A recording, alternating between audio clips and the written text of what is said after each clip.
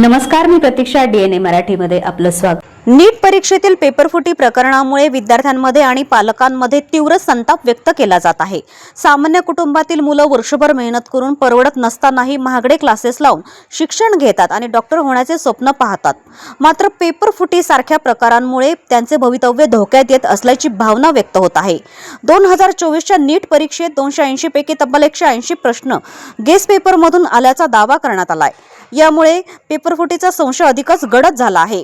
मेहनत करणाऱ्या विद्यार्थ्यांवर अन्याय होत असल्याचे पालकांचं म्हणणं आहे. पेपर रद्द झाला असेल, पण यामागे नेमके जबाबदार कोण, त्यांच्यावर कारवाई कधी होणार, असा सवाल उपस्थित केला जात आहे. केवळ परीक्षा रद्द करून प्रश्न सुटणार नाही, तर दोषींना कठोर शिक्षा झाली पाहिजे अशी मागणी जोर धरत आहे. विद्यार्थ्यांच्या भवितव्याशी खेळ करणाऱ्यांना माफी नसावी, अन्यथा अशा घटना पुन्हा पुन्हा घडत राहतील, असा इशाराही व्यक्त केला जात आहे.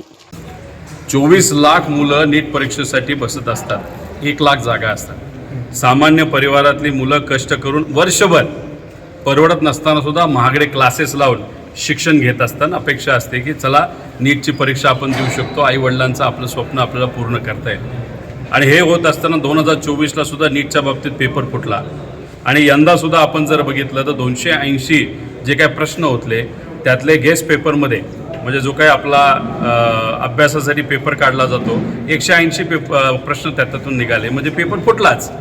याच्यामध्ये जो भ्रष्टाचार त्या ठिकाणी होतो आणि याच्यामुळे जर सामान्य लोकांच्या मुलांचे जे भवितव्य अडचणीत येतं, त्यामुळे कुठं ना कुठेतरी कारवाई करणं महत्त्वाचं आहे. ठीक आहे, पेपर कॅन्सल झाला असेल, पण याच्यामागे कोण जबाबदार आहे, त्यांना धरा आणि अशी शिक्षा करा की उद्या धाडस नाही झालं पाहिजे या लोकांचं मुलांच्या भवितव्यासाठी भवितव्याबरोबर खेळण्याचं. प्रतिनिधी मुंतजीर शेख, DNA मराठी, अहिल्यानगर.